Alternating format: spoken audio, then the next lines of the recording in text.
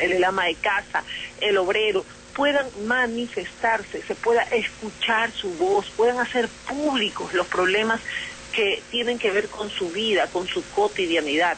Las llamadas telefónicas, por ejemplo, para poner uno de esos. Las llamadas telefónicas a las radios que la gente hace con tanta libertad para poder decir lo que sucede en su barrio, ya sea en torno a la delincuencia o la basura.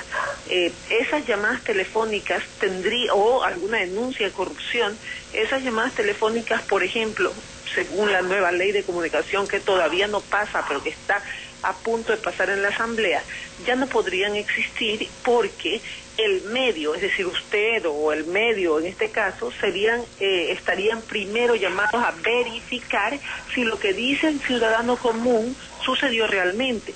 ¿Cómo usted verifica si un ciudadano le dice que el día de ayer le robaron? Sencillamente no podrá hacerlo, entonces no podrá entrevistarlo o no podrá permitir que su llamada salga al aire. Lo que sucede en este momento es realmente grave. No, la libertad de hablar y de expresarse está íntimamente ligada con los derechos que tenemos los ecuatorianos para reclamar cualquier perjuicio que estemos viviendo, ya sea en hospitales de salud pública, en trabajos, en despidos, en maltratos, en actos de corrupción, etcétera. Hola. Sí, yo estoy aquí. Sí, la situación parecería agravarse, y de acuerdo a los informes que estamos leyendo, por los términos vagos que podrían conducir fácilmente a castigar a los medios críticos del gobierno por el veto que se ha dado al Código de la Democracia y que este 4 de febrero entraría por el Ministerio de la Ley. ¿En qué medida esa situación es real y sobre todo hay un detrimento de ese derecho que tienen los ciudadanos ecuatorianos de estar debidamente informados, más y sobre todo respecto de los candidatos en una lid electoral, respecto de sus propuestas, para poder ir con conciencia, ¿verdad?, a sufragar, doctora Viteri? Mire, la ley lo que señala, y que ya entrará en vigencia el 4 de febrero, es que ningún medio de comunicación podrá hacer reportajes o mensajes que estén ligados, con promoción del candidato, cualquier que promoción o en contra de cualquier candidato. Si usted me entrevista, por ejemplo, si yo fuera candidata a la reelección, a la Asamblea, y me entrevista, yo necesariamente tendré que decir qué es lo que pienso hacer en el próximo periodo y qué hice en el anterior, porque eso es parte de la información que la gente debe tener para saber si vota o no vota por ese candidato. En ese momento yo ya me estoy promocionando, entonces lamentablemente la gente es la que se verá impedida de saber por quién votar. Por ejemplo, si ponen en una lista de candidatos personas que hayan estado involucradas en actos de corrupción, el periodista no podría, según esa ley, señalar ese tipo de cosas porque son mensajes en contra de ese candidato. Entonces la gente iría a ciegas a votar por alguien que ya en anteriores ocasiones no respondió a la altura del voto popular y se fue llevando el santo y la limosna en los puestos donde estuvo. Ahora hablemos del tema que está pendiente, la ley de comunicación que ha sido presentada por el oficialismo, donde en algunos artículos podría abrir la puerta a la censura de los medios, particularmente en aquel artículo que, de acuerdo al referéndum de mayo del 2011, propone un consejo regulador. Sí, en el mismo sentido tiene que ver esa ley, con el control que lamentablemente el presidente de la República quiere hacer a todo aquel que opine en contrario a él, o a todo aquel que crea que con su opinión lo perjudica. Esa ley, la ley vigente, la ley actual, no abarca, por ejemplo, prensa escrita, abarca hasta medios televisivos y radiales. La ley que está haciendo Alianza País implica también las radios. Y a ello me referí en el principio, donde decía que cada medio tendría primero que verificar si la llamada telefónica es real, si realmente hubo basura el día anterior, si realmente la señora no fue atendida en el hospital como ella pidió, si realmente no le dieron medicina, pero que hasta que usted o el periodista se traslade al sitio donde la usuaria de servicios públicos está denunciando, primero que el hecho ya pasó, no lo puede verificar. y segundo, que eso sería imposible con todas las llamadas telefónicas. Por eso es que sostengo que la ley no tiene nada que ver con la vida de los periodistas o cómo les vaya, si pueden o no entrevistar, solamente con su trabajo, el trabajo de los dueños de los medios. Aquí a mí lo que me preocupa es que la gente pueda tener la libertad que ha tenido hasta ahora de poder alzar un teléfono, llamar a la radio y por lo menos hacer la denuncia pública de lo que les está sucediendo. Prácticamente estamos a expensas de lo que se resuelva en esa ley, pero hay la posición, por ejemplo, del asambleísta Montúfar, que está indicando algunas falencias que tiene y algunos atentados a la libertad de expresión que se daría a través de ese documento legal, y por eso él determina y pide que más bien sea archivado, porque de llegar el documento como se lo apruebe en la Asamblea, el veto del Ejecutivo de alguna forma podría modificarlo, de tal suerte que iría con el criterio y el pensamiento que el Ejecutivo tiene respecto de cómo debe legislarse hacia los medios de comunicación. ¿Cuál es el ambiente actual en la Asamblea y el consenso al que se podría estar llegando para esta posición, doctora Viteri? Mire, dice el señor Andino, el asambleísta que tiene a su cargo el informe de la ley de comunicación, que es asambleísta de Alianza País, que él ha recogido más de 600 observaciones a la ley. De eso de nada vale. Mi pregunta no es cuántas observaciones él haya recogido, sino a qué están dispuestos o en cuántas de esas observaciones están dispuestos a ratificarse. En ninguna. ¿Por qué? Porque ya lo han hecho antes. Yo en política veo solo en lo que creo, solo en lo que veo creo. Eso es en política, porque no se puede creer en la palabra de gente que ya en anteriores ocasiones ha dicho exactamente lo mismo. Y viene el veto del presidente, que es incuestionable, él tiene el derecho, puede vetar lo que quiera, eso dice la ley y la Constitución. Pero llega a la Asamblea y los asambleístas que se comprometieron antes en mantenerse en la posición inicial dan un paso atrás y dicen ya no podemos mantenernos porque el presidente piensa distinto. Así el señor Andino y el Alianza País escriban el Padre Nuestro en la ley de comunicación que irá del Ejecutivo y esta regresará vetada diciendo que el Padre Nuestro no existe, ellos repetirán eso, el Padre Nuestro no existe. Más o menos así es lo que hace Alianza País con los vetos del Ejecutivo. No importa que el presidente vete, ese es su derecho, pero Alianza País jamás, el bloque de Alianza País no se sostiene en sus compromisos iniciales. ¿Coincide entonces usted con el asambleísta Montúfar de que esta ley debe archivarse? Mire, la gente votó en la consulta popular por una ley de comunicación, cierto, y esa ley debería existir de acuerdo a la voluntad popular, pero la gente no votó porque resuciten el proyecto Panchana, que es el que está hablando el gobierno en este momento y el que está en trámite. La gente no dijo que vuelva el proyecto Panchana tan cuestionado por la opinión pública, una nueva ley de comunicación. Por eso es que la posición es justamente que el proyecto Panchana se archive y que hagamos una nueva ley de comunicación. Ahora, esa desconfianza que usted advierte a lo interno de la Asamblea Nacional está no solamente, debo entender, derivada por ese acuerdo ético-político que sobre este tema no se respetó en su momento, sino por otras circunstancias que se han venido dando, incluyendo la propia elección del actual presidente de la Asamblea. Pero ¿cómo cambiar esa realidad? ¿Cómo hacer que la oposición de alguna forma entregue a la sociedad ecuatoriana alternativas válidas para ir concienciando de que por el camino que vamos no sabemos a dónde vamos a llegar? Bueno, sí lo sabemos de alguna forma, porque no entendemos cómo así vamos a continuar viviendo auténticamente y tal cual concebimos la democracia en un país. Mire, la única manera que se lograría que la gente que piensa de una manera distinta, por ejemplo en el tema de delincuencia, distinta absolutamente al gobierno, porque mientras el gobierno ha hecho solo leyes para proteger a los delincuentes, y me refiero en la Asamblea, al bloque de legisladores y asambleístas de Alianza País, todos los demás hemos tratado de derogar esas leyes, en algunas hemos podido, por ejemplo, hicimos que den marcha atrás en esa que que hacía que a usted le robaran cerca de $600 y que eso no era delito. Ya gracias a nuestras denuncias, a los proyectos y a nuestros votos, eso tuvieron que echarse para atrás. Pero aquí lo único que queda es, durante el tiempo que se puede, hacerle conocer a la ciudadanía que debe haber un balance entre quién es el presidente y quiénes están en la Asamblea. Y ese balance tiene que estar dado en la próxima elección dentro de la Asamblea, para que si el presidente Correa, como ha dicho, volvería a ser el presidente de la República, la Asamblea sea el equilibrio entre cualquier abuso de poder hacia la ciudadanía y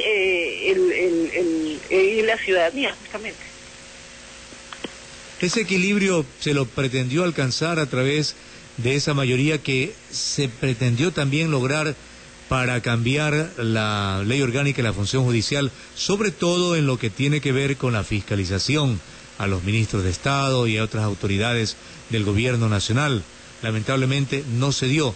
Los intentos seguirán para, al cabo de 5 años, alguna vez tener una auténtica fiscalización en este país, porque no obstante la gran inversión que reconocemos ha hecho el gobierno nacional en el área de la salud pública, por ejemplo, la queja mayoritaria del pueblo ecuatoriano se mantiene, doctora Viteri. Sí, de eso se trata, Orlando, de que exista una ley, por ejemplo, en la Asamblea, que permita que las personas que han hecho mal uso de los dineros del Estado, de los dineros del Estado, de los dineros de los ecuatorianos, puedan ir al Pleno y decirle al país qué pasó con ese dinero, porque es a la gente a quien le pertenece, en torno, por ejemplo, a que por qué siguen los hospitales atestados de gente sin que tengan la atención digna que merecen. Que el ministro de Salud, lo venimos diciendo hace bastantes meses, y sencillamente no se hacía nada. Se salvó al ministro de Salud en varias ocasiones. Ya fue tan grande el peso de la opinión pública que el presidente se vio obligado a separarlo de sus funciones cuando veía que los hospitales siguen sin brindar atención a la gente y que hasta una niña se fue cabeza abajo en el hueco de un ascensor en un hospital público que tenía meses así. Y recordemos que ya hay 5 años de este gobierno, eso no es novedad, no recién se instala y empieza a ver cómo están los hospitales, ya son 5 años. Entonces se trataba de llevar a ese ministro de Salud, ya se lo hizo en la Asamblea, para que explique lo que estaba pasando en hospitales, porque la gente denunciaba y se lo salvó por parte de los asambleístas de Alianza País, porque sencillamente era el gobierno y todos hacen como una pared para que nadie toque a funcionarios que finalmente están perjudicando a la gente. Esa es la necesidad de haber tenido una ley que permita que la gente pueda conocer lo que está pasando y se solucionen esos problemas para que tengan mejor atención, ya sea en salud, en obra pública, en el tema de delincuencia. Los votos son por los que pasa cualquier iniciativa de esta. Por eso es que se necesita que la próxima asamblea sea una asamblea que resulte el equilibrio para el presidente que vaya a ganar, y si es el presidente Correa o que dice que va a participar, bien, necesita una asamblea que sea el equilibrio, justamente para decirle a él cuando tiene gente o ministros que están perjudicando a la gente, ¿no? Al ciudadano común, a los hombres y mujeres. Ahora, si bien las proyecciones de crecimiento de la economía ecuatoriana andan por el 9%, también el tema de inflación, que anda por el orden del 5.5%, nos hacen ver de que el crecimiento real no es tan grande como se lo proyecta, ¿verdad? Y ahí la pregunta, ¿qué está ocurriendo auténticamente con la economía nacional? Y le planteo esto como asambleísta porque si hubiera fiscalización, por ejemplo, hoy a lo mejor estarían llamando al vicecanciller Quinto Lucas, que ha desautorizado las respuestas técnico-jurídicas que dio el embajador de Ecuador en Bruselas, Fernando Yepes, y con ello, de acuerdo a lo dicho por el señor Roberto Aspiazu, director de los empresarios a nivel nacional, la Unión Europea decidió suspender los diálogos para que con el Ecuador llegara a un acuerdo de asociación de exportaciones de productos nacionales a esa comunidad, doctora Viteri. Mire, a la gente, a los hombres, a las mujeres que nos escuchan en este momento, les interesa cómo todo esto de lo que estamos hablando afecta en su vida y nada más. y la forma en que esto afecta en su vida es falta de empleo. Así de sencillo. El trabajo que necesitamos todos los días para poder tener el ingreso necesario que permita que nuestros hijos estudien y comen, depende de lo que haga, de lo que pase con la economía de nuestro país y de las decisiones que se tomen.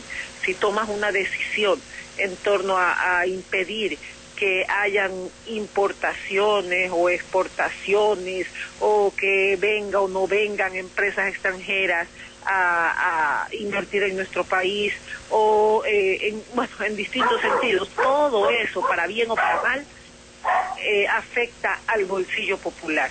Entonces, yo he visto estadísticas que presenta el organismo de gobierno respecto a que prácticamente en el Ecuador todos tenemos empleo, que es una parte muy pequeña, un porcentaje mínimo que no tiene empleo, porque todos los demás sí tienen empleo. Esas son las distorsiones que mientras el hombre o la mujer que ve la televisión y no tiene trabajo, está oyendo que ya hay empleo, no entiende. Sencillamente no entiende cómo es que la televisión está diciendo que tengo trabajo o que ya no hay desempleo, y aquí no solo él, sino que mucha gente que él conoce no tiene empleo o están subempleados. Más de ese 50% que dicen que ya todo está bien, que tienen que trabajar, están subempleados. ¿Qué significa subempleo? Que ven cómo se las arreglan para vivir, eso es todo. Entonces, todas las decisiones, a mí lo que me interesa es cómo vive el ecuatoriano.